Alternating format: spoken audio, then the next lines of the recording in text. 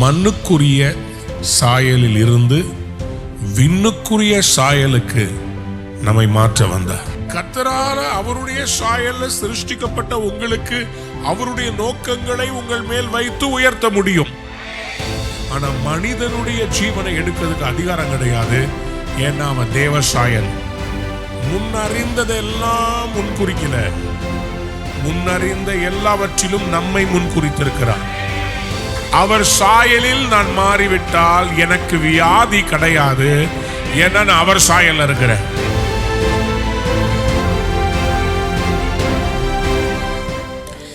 இன்றைக்கு நாம் தேவனுடைய சாயலாக மாறும்படி I am being changed into his image. யாராவது ஒரு ஆமென் சொல். 1 கொரிந்தியர் 15ஆம் அதிகாரம் 49வது வசனத்தை நாம் வாசிக்க போகிறோம். மேலும் மன்னானவருடைய சாயலை நாம் அணிந்திருக்கிறது போல வானவருடைய சாயலையும் அணிந்து கொள்வோம். மண்ணுக்கு ஒரு சாயல் உண்டு, விண்ணுக்கு ஒரு சாயல் உண்டு. There is an image of earthly nature. There is an image of godly nature. Why did he come to the world? எதற்காக இயேசு வந்தார்?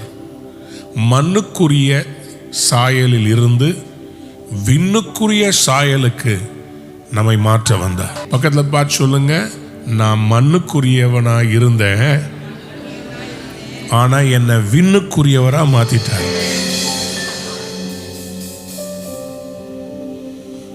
மண்ணானவருடைய சாயலை நாம் அணிந்திருக்கிறது போல ஏதேன் தோட்டத்து மண்ணை எடுத்து ஆண்டவர் மனிதனை உருவாக்கினார். எப்படி உருவாக்கினார்?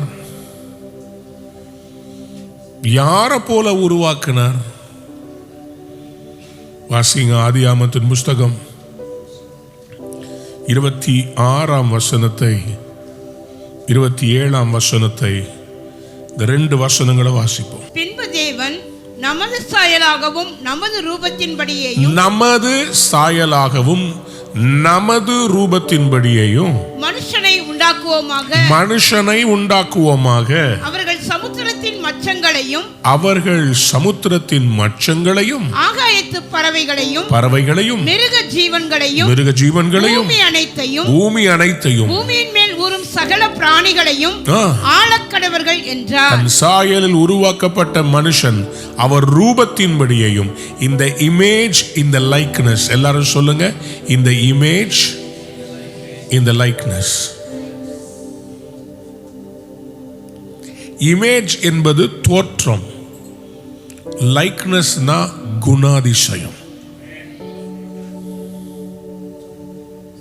எழுதுங்க.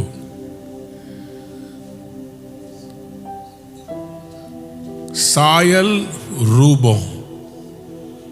அவங்க அப்பா மாதிரியே அவன் இருக்கிறான் பார்த்தீங்களா? சாயல். ரூபம், அவரை மாதிரியே அன்பா இருக்கிறான்பா. There is an image and there is a likeness. Like him, like that. He has a strength like that of an ox. He is as big as an elephant. He is as fierce like a lion. He is majestic like the lion. அதுபோல அப்படின்னு சொல்லும்போது அவருடைய குணாதிசயத்தை போல தம்முடைய சாயலாகவும் தம்முடைய ரூபத்தின்படியையும் மனிதனை ஆண்டவர் உருவாக்கினார். 27ஆம் வசனத்தை வாசிங்க. தேவன் தம்முடைய சாயலாக மனுஷனை சிருஷ்டித்தார், அவனை தேவ சாயலாகவே சிருஷ்டித்தார். ஏன் திருப்பி திருப்பி திருப்பி 2 வசனத்துல இந்த சாயலை பற்றி திரும்ப திரும்ப வரணும்? Why should God in the first chapter of the Bible emphasize about the image,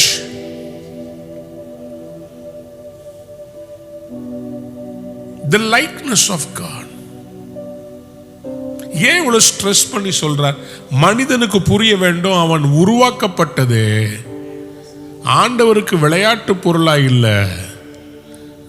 நம்ம எதையாவது ஒன்று நம்ம மாதிரி செய்கிறோம்னா நம்ம எவ்வளோ எதிர்பார்ப்போம்.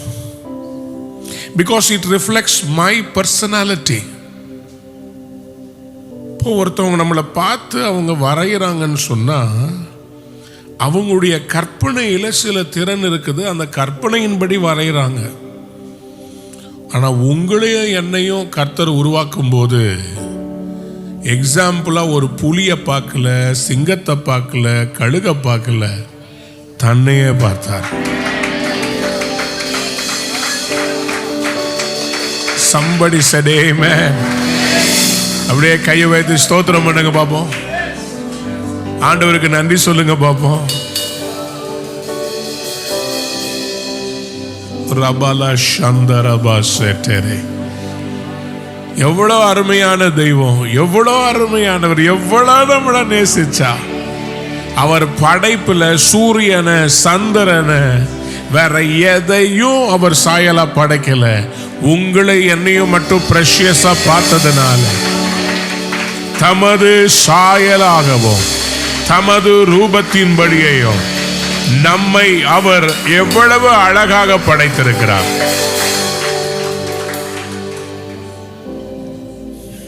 ஹல்லேலூயா. அவர் எவ்வளவு அழகானவர். பூரண அழகுள்ளவரே, பூவிருந்தன் நீரே போதும், வேறே வேண்டாம் எந்த நண்பர் இயேசுவே. மண்ணுக்காக மாணிக்கத்தை விட்டிட மாட்டேன், வேறும் மண்ணுக்காக விட்டிட மாட்டேன். பூரண அழகுள்ளவரே, வாழ்க்கையதே நீரே போதும், வேறே வேண்டாம் எந்த நண்பர் இயேசுவே. மண்ணுக்காக விட்டிட மாட்டேன், வேறும் மண்ணுக்காக.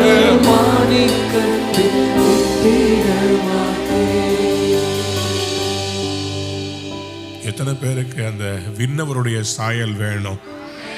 கையை உயர்த்தி ஸ்தோத்திரம் பண்ணுங்க. இன்னைக்கு இந்த காலை வேளை வெறும் ஆதாரமா ஒரு ஒரு வார்த்தையை கேட்கறதா இல்லாம நம்ம மறுரூபப்படுத்துற, நம்மளே ஆண்டவர்கிட்ட நெருங்கி வர்ற ஒரு அழகான ஈவெண்டா இருக்கட்டும். சொல்லுங்க ஆமென். God created mankind in his own image. In the image of God he created them. Male and female he created them. தேவன் ஒரு நோக்கத்தோடு சிருஷ்டிக்கிறார். அந்த நோக்கத்தை பிசாசு சீர்குலைக்கும் போது ஆண்டவர் எப்போதுமே ஒரு ரீஜெனரேஷனை, ஒரு ரீக்ரியேஷனை அவர் பண்ணுவார்.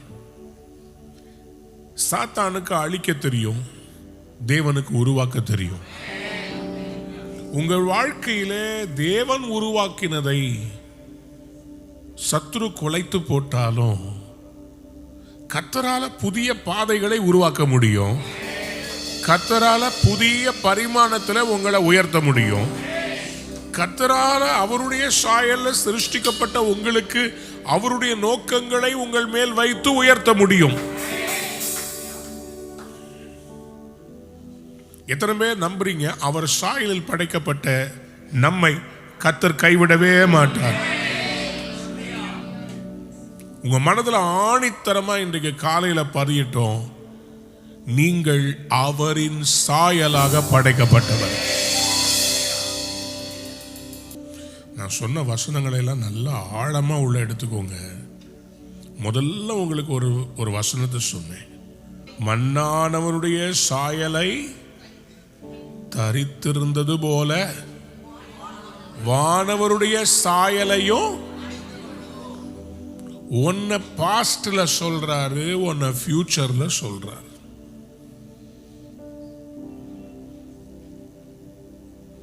நான் உங்களை ரீவைண்ட் பண்ணி பாஸ்ட்டை காண்பித்தேன். இன்னும் கொஞ்சம் நான் பாஸ்ட்ல கர்த்தர் அந்த சாயலிலே ஒரு குழப்பம் வரும்போது ஆண்டவர் என்ன செய்கிறார்? ஆண்டவர் சொன்னார், நீங்கள் பலுகி பெருகி பூமியை நிரப்புங்கள். அப்படின்னு அர்த்தம், ஏன் சாயலில் நான் படைச்ச நீங்க ஏன் சாயலிலேயே மற்றவர்களை உருவாக்குங்கள். What he was trying to say is, I have made you in my image and my likeness. I am giving you an authority to multiply my likeness and my image. And unfortunately, ஆணும் பெண்ணுமாக அவருடைய சாயலில், பெண்ணுக்கும் ஆண்டவருடைய சாயல் இருக்குது, ஆணுக்கும் இருக்கிறது. வசன ஆதாரம் Genesis 1:27. Male and female he made them. We both carry the image of God.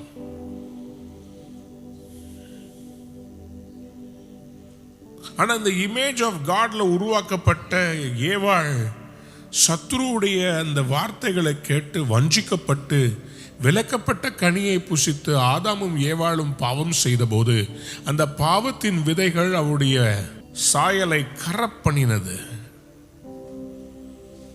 அதனால் அவங்களுக்கு பிறந்த அந்த முதல் பையன் காயின், அந்த பாவத்தின் விதை அவனுக்குள்ளே வந்தது, கோபம் வளர்ந்தது, தன் சொந்த சகோதரனாகிய ஆபேலை அவன் கொல்லுகிறான். இப்போ காயின் மூலமாக ஒரு சந்ததி உருவாகிறது. ஆனா ஆண்டவர் பார்க்கிறாரு, இந்த கிரியேஷன்ல சத்ரு இந்த மாதிரி பண்றானே, அப்ப நான் இன்னொரு காரியத்தை நான் செய்ய வேண்டும் என்று ஆண்டவர் மறுபடி குறுக்கிடுகிறார் ஆதாமுடைய வாழ்க்கையில். ஆதியாகமத்தின் புஸ்தகம் 5ஆம் அதிகாரம் 3ஆம் வசனத்திற்கு உங்களுடைய வேதத்தை திருப்புங்கள். 130 வயதான போது, when Adam had lived 130 years, தன் சாயலாக யார் சாயலாக? நல்ல கவனிங்க, தன் சாயலாக தன் ரூபத்தின்படியே ஒரு குமாரனை பெற்று அவனுக்கு சேத் என்று பெயரிட்டார். ஏன் ஆதியாகமத்தின் 5ஆம் அதிகாரத்தில் தேவன் மறுபடியுமா கிரியேஷனை பத்தி எழுதணும்? வாசிங்க, ஆதியாகமத்தின் புஸ்தகத்தில் 1ஆம் வசனத்துல இருந்து வாசிங்க. ஆதாமின் வம்ச வரலாறு. தேவன் மனுஷனை சிருஷ்டித்த நாளிலே அவனை தேவ சாயலாக உண்டாக்கினார். யாராவது ஆமென் சொல்லுங்க. இப்ப யோசித்து பாருங்க, எத்தனாவது தடவை ஆண்டவர் மனிதனை உருவாக்குனது தேவ சாயல்னு எம்பசைஸ் பண்றாருன்னு பார்த்துக்கோங்க. ஆதியாகமத்தில் 1ஆம் அதிகாரத்தில் வாசித்தீங்க, 2ஆம் அதிகாரத்தில் மண்ணினாலே அவர் ஒரு தன் சாயலாக மனிதனை உருவாக்கி அவனுக்குள் தன் ஜீவ சுவாசத்தை ஊதி ஜீவாத்மாவை மாற்றினார். ஆதியாகமம் 2:7. தேவனாய் கர்த்தர் மனுஷனை பூமியின் மண்ணினாலே உருவாக்கி ஜீவ சுவாசத்தை அவன் நாசியிலே ஊதினார். மனுஷன் என்ன ஆனா? ஜீவாத்மாவானான். Very good. ஆனா ஜீவ ஆத்மாவா மாறின இந்த மனிதனுடைய அந்த ஃபேமிலி லைன்ல, ஆதாமுடைய ஃபேமிலி லைன்ல காயின் மூலமா ஒரு பாவம் வந்து, கொலை வந்து, ஒரு பயங்கரமான பிரச்சனை வரும்போது கர்த்தர் என்ன செய்யறாருன்னா, அந்த ஃபேமிலி லைனை கிளென்ஸ் பண்றதுக்கு இன்னொரு குமாரனை கொடுக்கிறார். அந்த ரீப்ளேஸ்மெண்ட் எங்க நடக்குது, எதனால் நடக்குது பாருங்க. ஆதியாகமத்தின் புஸ்தகம் 4ஆம் அதிகாரம் 25ஆம் வசனத்தை வாசிங்க. பின்னும் ஆதாம் தன் மனைவியை அறிந்தான், அவள் ஒரு குமாரனை பெற்று காயின் கொலை செய்த ஆபேலுக்கு பதிலாக தேவன் எனக்கு வேறொரு புத்திரனை கொடுத்தார். தேவன் எனக்கு என்ன பண்ணாரு? யாராவது ஒரு அல்லேலூயா சொல்றீங்களா? யாருக்கு பதிலா எனக்கு கொடுத்தாரு? காயின் கொலை செய்த ஆபேலுக்கு பதிலாக. அப்ப அந்த நீதிமானுடைய சந்ததி, தேவனை பிரியப்படுத்தின ஆபேலுடைய சந்ததிய கர்த்தர் பார்த்தாரு. நான் என் இமேஜ், என்னுடைய லைக்னஸ்ல படைச்சு நீதியா இருந்த ஆபேல சத்ரு எடுத்துட்டான். நான் ஒன்று செய்ய போறேன், ரெஸ்டோர் பண்ண போறேன். அப்ப ஆதாமுக்கு கர்த்தர் என்ன பண்றாரு? 130 வயதுல சேத் என்கிற குமாரனை கொடுக்கிறார். எத்தனை பேர் ஆமேன்னு சொல்ல விரும்புறீங்க? இந்த சேத் அவன் தேவனுடைய மகனாக தேவனுக்குள் அவர் வளர்ந்ததுனாலே அந்த சேத்துடைய சந்ததியை தான் கர்த்தர் ஆசீர்வாதமாய் மாற்றுகிறார். அந்த ஆதியாகமம் 4ஆம் அதிகாரம் 26ஆம் வசனத்தையும் வாசித்துருங்க. சேத்துக்கும் ஒரு குமாரன் பிறந்தான். அவனுக்கு ஏனோஸ் என்று பெயரிட்டான். அப்பொழுது மனுஷர் கர்த்தருடைய நாமத்தை தொழுது கொள்ள ஆரம்பித்தார்கள். பாருங்க, எத்தனை பேருக்கு புரியுது? அவங்க மட்டும் ஒரு அல்லேலூயா சொல்லு. கர்த்தருடைய நாமத்தை என்ன பண்ண ஆரம்பிச்சிட்டாங்க? அது எல்லாத்துக்கும் காரணம் என்னங்க? சேத்து பிறந்தது.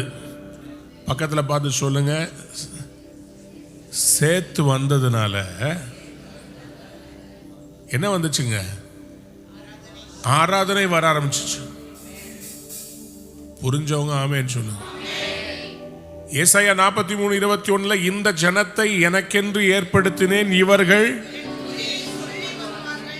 லூசிபர் விழுந்த இடத்துல தன்னுடைய சாயல தன்னுடைய ரூபத்தின்படி உருவாக்கின மனிதன் கிட்ட அவர் எதிர்பார்த்தது ஆராதனை. அந்த ஆராதனையை முதலாவது பிறந்த அந்த சந்ததி கொடுக்கல.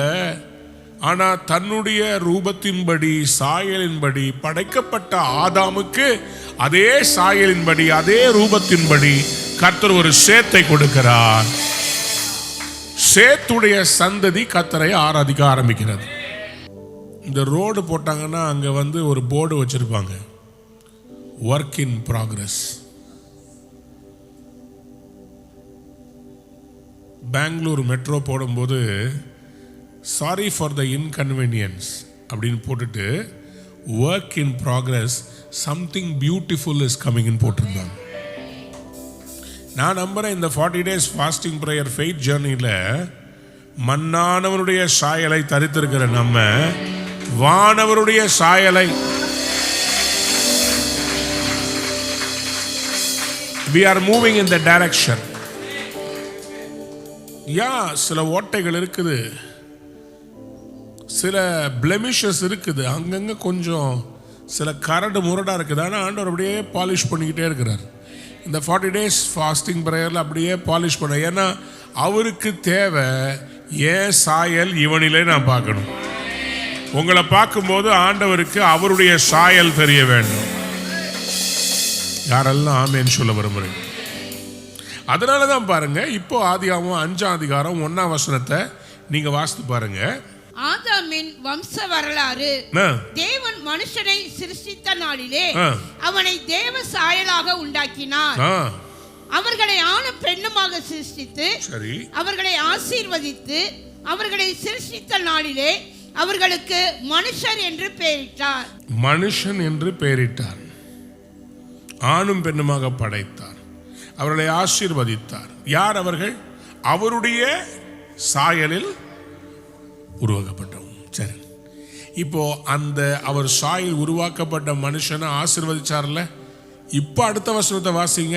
ஆதாம் 130 வயதான போது தன் சாயலாக தன் ரூபத்தின்படியே ஒரு குமாரனை பெற்று அவனுக்கு சேத் என்று பெயரிட்டான்.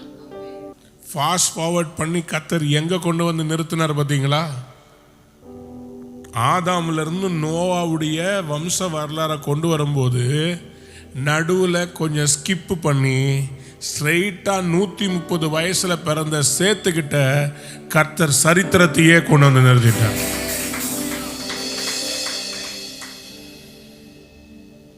ஏன்னா கதையே இங்கதான் மாறுச்சு. அவருடைய சாயலில் படைக்கப்பட்ட ஆதாம் 130 வயதுல தேவ சாயலில் ஒரு மனிதனை பெற்றெடுக்கிறார், சேத். அப்பொழுது மனிதர்கள் தேவனை தொழுது கொள்ள வர்ஷிப் பண்ண ஆரம்பித்தாங்க. சேத்துக்கு ஈனோஸ் பிறக்கிறான். அந்த ஈனோஸ் தேவனை ஆராதிக்கிறான். ஆதாம்ல இருந்து எனக்கு ஒரு சாயல் வந்துகிட்டே இருக்குது. அந்த சாயல்ல எனக்கு கொஞ்சம் பாவம் கலந்துருக்குது. அந்த சாயல்ல இருந்து வேற ஒரு சாயலை என்னை மாத்துறதுக்காக தான், வானவருடைய சாயலை எனக்கு கொடுக்கிறதுக்கு. நான் இன்னும் மண்ணானவனுடைய சாயல்ல இருக்கிறேன். மண்ணானவனுடைய சாயல்ல இருந்து வானவருடைய சாயலுக்கு நான் மாறுவதற்கு ஒருத்தர் தேவைப்பட்டாரு, என்னை டிரான்ஸ்ஃபார்ம் பண்றதுக்காக. அவரே இறங்கி வந்து அந்த சாயல்ல என்னை மாத்துறதுக்காக, இயேசுவை போல என்னை மாத்துறதுக்காக அவர் இறங்கி வந்தார். அதனாலதான் நம்ம சாயல் இந்த ஃபாஸ்டிங் பிரேயர்ல மாறணும். கொலோசியர் 3ஆம் அதிகாரம் 10ஆம் வசனத்தை வாசிங்க. தன்னை சிருஷ்டித்தவருடைய சாயலுக்கு ஒப்பாய் பூரண அறிவடையும்படி. என்ன அறிவு? அப்ப சாயல்ல படைக்கப்பட்டது பெருசு இல்லைங்க. எனக்கு அந்த சாயலிலே ஒரு பூரண அறிவு. I need to have a renewed knowledge. Come on somebody. அப்போ வெறும் இமேஜ் மட்டும் இல்ல, அந்த இமேஜுக்குள்ள இருக்கிற சிந்தனை தேவனை போல மாறணும். எத்தனை பேர் நம்புறீங்க அவருக்குள்ள இருளே இல்லை? அவருக்குள்ள வெளிச்சம் இருக்கிறதுனால நானும் என்ன மாதிரி மாறணும்? அவருக்குள்ள கபடி இல்லாதது போல நானும் எப்படி இருக்கணும்? கபடி இல்லாத. அவருக்குள்ள பரிசுத்தம் இருக்கிற நானும் என்ன மாதிரி மாறணும்? அவருக்குள்ள இரக்கம் இருக்கிற மாதிரி நான் என்னமா மாறணும்? அவருக்குள்ள அன்பு இருக்கிறதுனால நான் என்னமா மாறணும்? அவருக்குள்ள தயவு இருக்கிறதுனால நான் என்னமா மாறணும்? அவருக்குள்ள ஒரு பெரிய கம்பேஷன், மனதுருக்கம் இருந்தது போல நான் எப்படி மாறணும்? பக்கத்துல பார்த்து சொல்லுங்க, வெளியே மாறுறது முக்கியம் இல்ல. நீங்க வெள்ளை ட்ரெஸ் போடுறது பெருசு இல்ல சாமி. நீங்க நகையை அழுக்கிறது பெருசு இல்ல சாமி. இதெல்லாம் வெளி தோற்றம் சாமி. உள்ள யாரா இருக்கிறீங்க? Are you change in the image of Christ, in the knowledge? தன்னை சிருஷ்டித்தவருடைய சாயலுக்கு ஒப்பாய் பூரண அறிவடையும்படி புதிதாக்கப்பட்ட புதிய மனுஷனை தரித்து கொண்டிருக்கிறீர்களே. எத்தனை பேருக்கு எக்ஸைட்டடா இருக்கு? இன்னைக்கு கர்த்தர் இன்னைக்கு உங்களை வெளியே அனுப்பும் போது எப்படி அனுப்புறாரு? நீங்க பூமியில யாரா இருக்கிறீங்க? உங்களை பார்க்கறவங்க யாரை பார்க்கறாங்க? நீங்க வேலை செய்யற இடத்துல யாரை பார்க்கறாங்க? நீங்க மார்க்கெட்டுக்கு போனா யாரை பார்க்கறாங்க? இந்த எண்ணம் உங்களுக்கு வந்துருச்சுனாவே பூரண அறிவடையும்படி புதிய மனுஷனை தரித்திருக்கிறீர்களே. சோ ஆண்டவர் என்ன செய்யறாரு? இந்த பழைய ஏற்பாட்டுல இருந்து பாருங்க, அழகா சொல்றாரு. இந்த சேத்தை பத்தி சொல்றாரு. சேத்துடைய கணக்கை வச்சுதான் ஆண்டவர் வம்ச வரலாறுகளையே எழுதுறார். 4ஆம் வசனத்தை பாருங்க. ஆதியாகமம் 5:3-4 வாசிக்கிறேன். ஆதாம் 130 வயதான போது தன் சாயலாக தன் ரூபத்தின்படியே ஒரு குமாரனை பெற்று அவனுக்கு சேத் என்று பெயரிட்டான். ஆதாம் சேத்தை பெற்ற பின் 800 வருஷம் உயிரோடு இருந்து குமாரரையும் குமாரத்திகளையும். சரியா? அதுக்கு பிறகு ஆதாம் உயிரோடு இருந்த நாளெல்லாம் 930 வருஷம் அவன் மரித்தான். சேத்து 105 வயதான போது ஏனோசை பெற்றான். சேத் ஏனோசை பெற்ற பின்பு 807 வருஷம் உயிரோடு இருந்து குமாரரையும் குமாரத்திகளையும் பெற்றான். அப்புறம் சேத்துடைய நாளெல்லாம் 912 வருஷம். பாருங்க எப்படி ஆண்டவர் ஆதாமுடைய வம்ச வரலாறுல ஒரு பிரச்சனை வரும்போது ஆண்டவர் மறுபடியும் தன் சாயலில் படைக்கப்பட்ட ஆதாமுக்கு தன் சாயலின்படி கரெக்டா சிருஷ்டிக்கப்பட்ட சேத்தை வச்சு கர்த்தர் நம்மளை சேர்த்து கொண்டார். பக்கத்தை பார்த்து சொல்லுங்க, சேத்தை வச்சு நம்மளை சேர்த்துக்கிட்டாருங்க. சேத்து மட்டும் வரல, நம்மலாம் சேத்துக்குள்ளதான் இருந்திருப்போம். உளையான சேத்துல இருந்து நம்மளை தூக்கி எடுத்தது ஆண்டவர். சேத்த படைச்சதுனால யாரெல்லாம் ஆமென் சொல்றீங்க? ஆதியாகமத்தின் புஸ்தகம் 9ஆம் அதிகாரம் 6ஆம் வசனத்தை பாருங்கள். மனுஷன் தேவ சாயலில் உண்டாக்கப்பட்டபடியால் மனுஷனுடைய இரத்தத்தை எவன் சிந்துகிறானோ அவனுடைய இரத்தம் மனுஷனாலே சிந்தப்பட கடவுது. இப்ப ஆண்டவர் அந்த தேவ சாயலுக்கு ஒரு இம்பார்ட்டன்ஸை கொடுத்து சொல்றாரு, நீ அனிமல்ஸை கொல்ற மாதிரி மனுஷனை கொல்ல முடியாது. உனக்கு மிருகத்தை அடிச்சு சாப்பிடுறதுக்கு நான் அதிகாரம் கொடுக்குறேன். நீ மிருகமெல்லாம் பறவைகள் எல்லாம் அந்த சமுத்திர மச்சத்தை எல்லாம் நீ சாப்பிடலாம். ரினியூல்டு வேர்ல்டில் கர்த்தர் நோவாவோடு செய்கிற அந்த உடன்படிக்கையில் ஆண்டவர் அவர் சொல்றாரு நோவா கிட்ட, whoever sheds human blood by humans shall their blood be shed, for in the image of God has God made mankind. யாரெல்லாம் ஆமென் சொல்ல விரும்புறீங்க?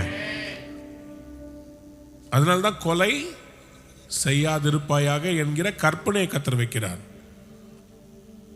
மிருகத்தை நீங்க அடிச்சு புசிக்கிறதுக்கு பேரு கொலை இல்லை, அதுக்குள்ளேயும் ஒரு ஜீவன் இருக்குது.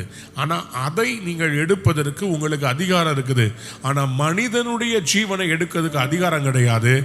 ஏன்னா அவன் தேவசாயல். ஆண்டவர் எவ்வளோ இதை குறித்து வைராக்கியமா இருந்தார்னா, வேற எந்த சாயல்லையும் எதையும் மனிதன் உருவாக்கி அவன் அதை ஆராதிக்க கூடாது. ஏன்னா அவனுக்கு நான் ஏன் சாயலை கொடுத்திருக்கும் போது அவன் என்னை தேட வேண்டும், வேற சாயலை எதையும் தேடக்கூடாது. யாத்ராமத்தின் புஸ்தகம் 20ஆம் அதிகாரம் 4ஆம் வசனம், லேவியராகமம் 26ஆம் அதிகாரம் 1ஆம் வசனம், உபாகமம் 4ஆம் அதிகாரம் 16வது வசனம், உபாகமம் 5ஆம் அதிகாரம் 8ஆம் வசனம்.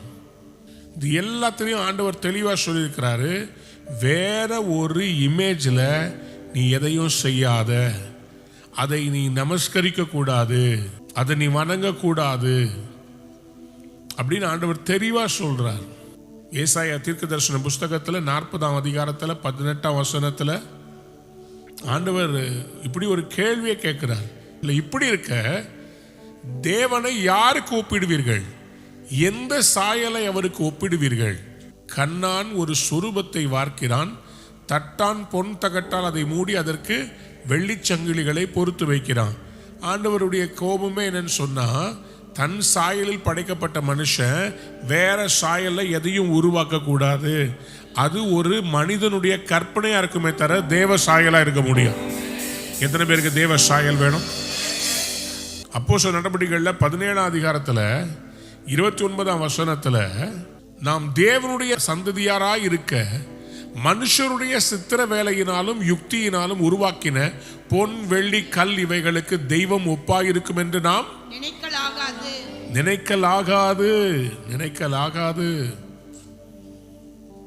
அன்புடைய பிள்ளைகளே, நம்மளை ஆண்டவர் இன்னைக்கு தெரிந்து கொண்டதுக்கு காரணமே மண்ணானவனை வானவருடைய சாயலிலே. எத்தனை பேருக்கு இது புரியுது? இப்போ நான் ஒரு வசனம் உங்களுக்கு தரேன்.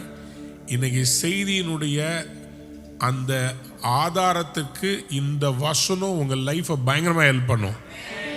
ரோமர் 8ஆம் அதிகாரம் 29ஆம் வசனம், தம்முடைய குமாரன் அநேக சகோதரருக்குள்ளே முதற் பேரானவராய் இருக்கும் பொருட்டு. ரொம்ப இம்பார்ட்டன்ட், நல்லா கவனிங்க.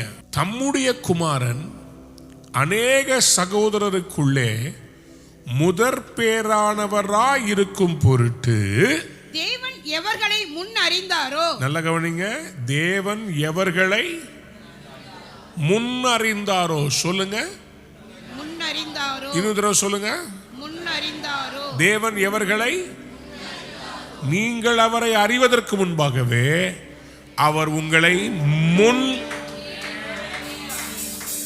நீங்கள் அவரை தெரிந்து கொள்வதற்கு முன்பாகவே அவர் உங்களை முன் அறிந்திருக்கிறார். தேவன் எவர்களை முன் அறிந்தாரோ அவர்களை தமது குமாரனுடைய சாயலுக்கு ஒப்பாய் இருப்பதற்கு முன் குறித்திருக்கிறார்.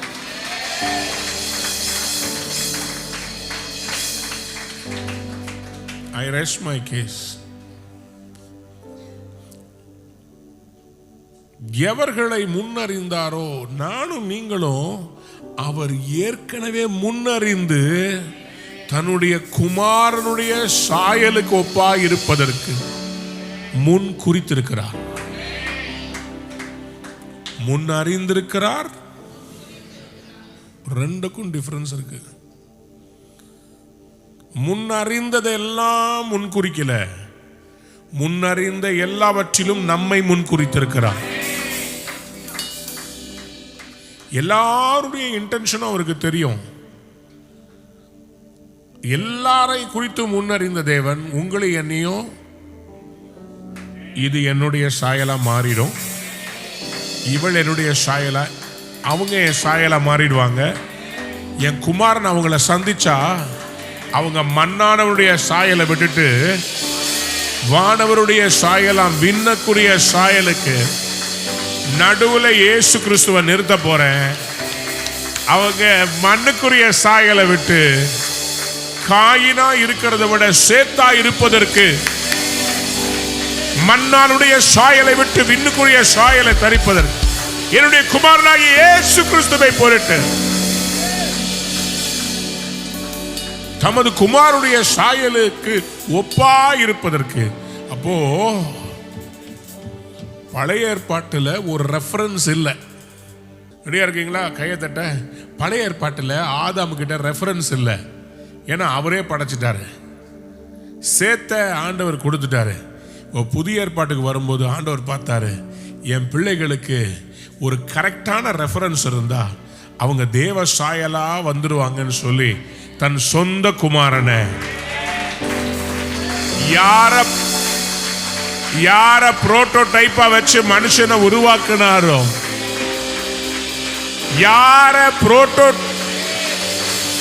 யாருடைய மாதிரியாக ரூபத்தின்படி பிதாவாகிய தேவன் ஒருவரும் சேராத ஒளியில் வாசம் பண்ணுகிறவர், சேரக்கூடாத வெளிச்சத்தில் இருக்கிறவர், தன் குமாரனுடைய சாயலுக்கு ஒப்பாயிருப்பு.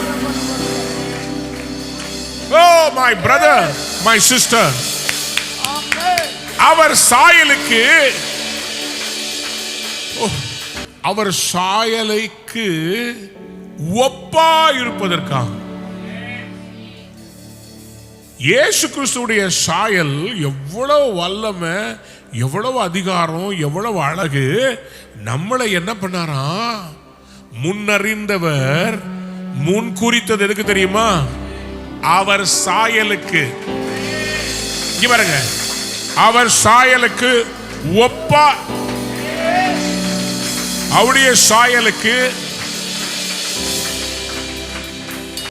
இதனுடைய ப்ரோக்ரஷன் தான் அடுத்த வர வசனங்கள்ல எவர்களை முன் குறித்தாரோ அழைத்திருக்கிறார், எவர்களை அழைத்தாரோ நீதிமான்களாக்கி இருக்கிறார், எவர்களை நீதிமான்களாக்கினாரோ. கையை தட்டி ஏசப்பாவுக்கு நன்றி சொல்லுவோம். அதனாலதான் அந்த 1 கொரிந்தியர் 15:49, மன்னானுடைய சாயலை நாம் அணிந்திருக்கிறது போல வானவருடைய சாயலையும் நாம் அணிவோம். இந்த வானவருடைய சாயல் எனக்கு எப்படி கொடுக்கப்படும் ஆண்டவரே? 2 கொரிந்தியர் 3:18 வாசிக்கலாம். 2 கொரிந்தியர் 3:18. நாம் எல்லாரும் திறந்த முகமாய் கர்த்தருடைய மகிமையை கண்ணாடியிலே காண்கிறது போல கண்டு ஆவியாய் இருக்கிற கர்த்தரால் அந்த சாயலாகத்தானே மகிமையின் மேல் மகிமை அடைந்து மறுரூபப்படுகிறோம். நம்முடைய முகத்தில் இப்ப முக்காடு இல்லை. நாம் எல்லாரும் திறந்த முகமாய், யாராவது ஆமேன்னு சொல்லுங்க. நமக்கு முன்னாடி இருந்த அந்த திரைச்சீலை கிழிக்கப்பட்டது.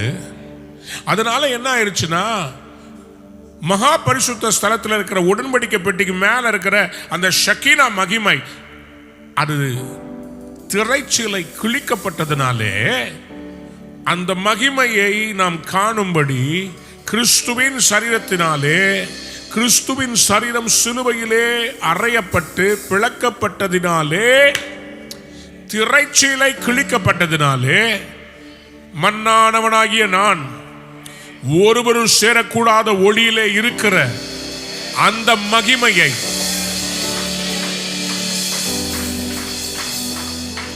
கர்த்தருடைய மகிமையை கண்ணாடியிலே காண்கிறது போல கண்டு, உங்க கண்ணாடி முன்னாடி நிற்கும் போது உங்களுக்கு உங்க இமேஜ் தெரியும் இல்லையா? இவர் சொல்றாரு, கர்த்தருடைய மகிமையை கண்ணாடியிலே காண்கிறது போல கண்டு. ஃபர்ஸ்ட் கண்டு சொல்லுங்க, கண்டு. பக்கத்தை பார்த்து சொல்லுங்க, கண்டு. அப்படின்னா என்ன அர்த்தம்? ஃபர்ஸ்ட் கண்ணாடியில நீங்க பார்க்குறீங்க. செகண்ட் டிரான்ஸ்லேஷன் பாருங்க, ஆவியாயிருக்கிற கர்த்தரால் எந்த சாயல்? எந்த சாயல்? பார்க்கும்போது கண்ணாடியில யார் சாயல் தெரியும்? ஆனா அது நீங்க பார்க்குறீங்க. ஆனா அடுத்தது சொல்றாரு, அதுல நீங்க பார்த்துட்டு கொஞ்சம் இங்க திரும்பி பாருங்க, நான் உங்களை அவர் சாயல்ல மகிமையின் மேல் மகிமை அடைந்து மறுரூபமாக்குகிறேன். மத்தேயு 17 அதிகாரம் 2ஆம் வசனத்துல ஆண்டவர் பேதுரு, யாக்கோபு, யோவான் 3 பேரை மறுரூப மலைக்கு மேலே கூட்டிட்டு போய் அந்த தேவ சாயல் எப்படி இருக்குன்றதை காண்பிக்கிறதுக்காக அவர் மேலே கூட்டிட்டு போய் அவங்களுக்கு முன்னாடி மறுரூபமாகிறார்.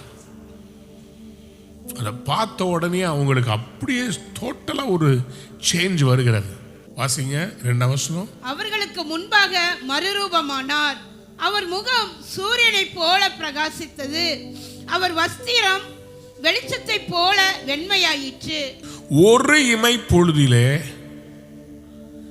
நீங்களும் நானும் என்ன ஆகும்? மறுரூபமாவோம். ஆண்டுடைய வருகை ரொம்ப சமீபமா இருக்குது.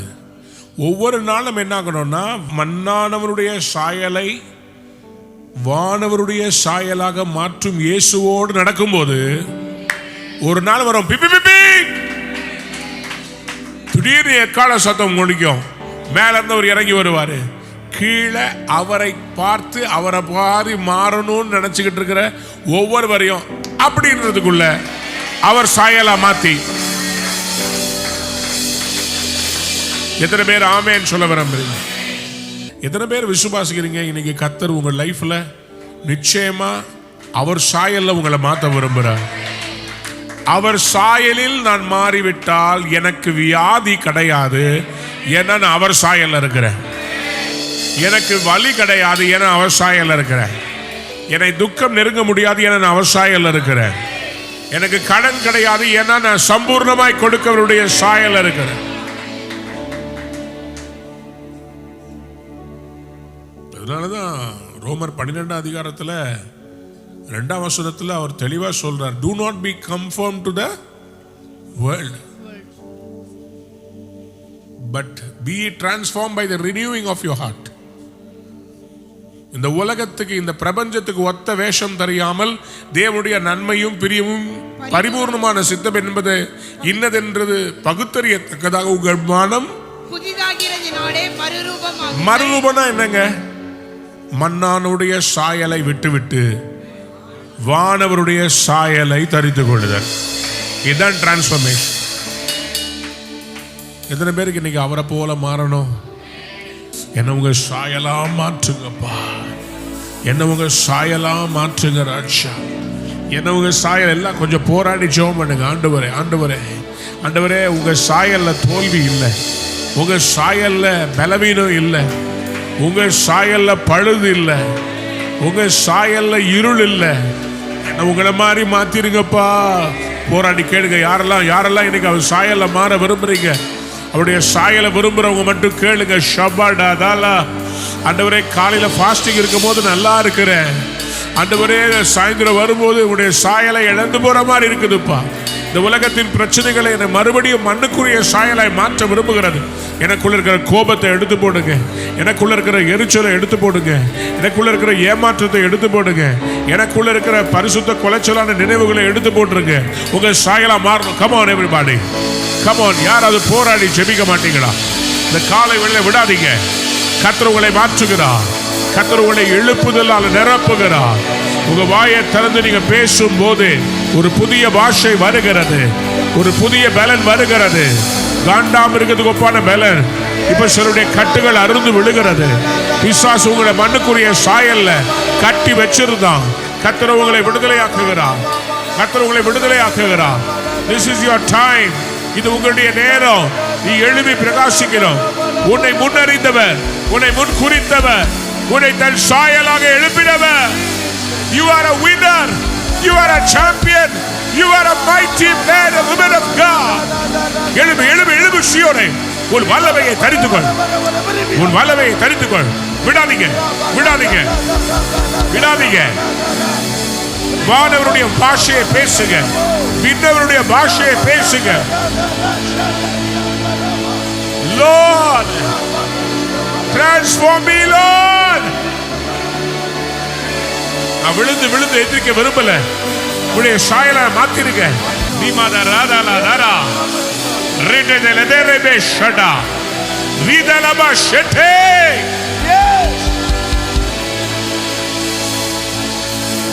என்ன மாத்துறது? உங்க ரத்தம் உங்க ஒவ்வொரு மேல இறங்கி வருவதா? இயேசு கிறிஸ்துவின் ரத்தம் ஒவ்வொரு மேல இறங்கி வருவதா? ஒவ்வொருவருக்குள்ளே இறங்கி வருவதா? கழுவி பரிசுத்தப்படுத்தி உங்க சாயலா மாத்துறதுக்கு தானே உங்க ரத்தத்தை சிந்துனீங்க. உங்க ரத்தத்தினால தானே பிதா கிட்ட நாங்க நெருங்க முடியும். உங்க ரத்தத்தினால தானே எங்களுக்கு மறுரூபம் உண்டாகும். உங்க ரத்தத்தினால தானே எங்களுக்கு விடுதலை உண்டு. உங்க ரத்தத்தினால தானே எங்க அக்கினி கிடைக்கும். உங்க ரத்தத்தினால தானே எங்களுக்கு பரிசுத்தம். உங்க ரத்தத்தினால எங்களை கழுவுங்கப்பா. என் குடும்பத்தை கழுவுங்க, என் வீட்டை கழுவுங்க, என் பிள்ளைகளை கழுவுங்க, என் உறவுகளை கழுவுங்க. இப்பொழுது ஒரு வெற்றி வருவதாக. இப்பொழுது ஒரு வெற்றி வருவதாக. இப்பொழுது ஒரு வெற்றி வருவதாக. அன்பான நேயர்களே, இந்நிகழ்ச்சியில் கொடுக்கப்பட்ட வாக்குத்தத்தங்களும் தீர்க்க தரிசன வார்த்தைகளும் உங்களுக்கு ஆசீர்வாதமாய் இருந்திருக்கும் என்று நாங்கள் நம்புகிறோம். நீங்கள் பெற்ற ஆசீர்வாதங்களையும் ஜெப விண்ணப்பங்களையும் மற்றும் உங்கள் காணிக்கைகளையும் அனுப்ப வேண்டிய எங்கள் முகவரி: ரூவா ஊழியங்கள், எண் 82, ஜவஹர்லால் நேரு சாலை, சிம்ஸ் மருத்துவமனை எதிரில், வடபழனி, சென்னை 26. உங்கள் காணிக்கைகளை ஆன்லைன் மூலமாக எளிதாக செலுத்தலாம்.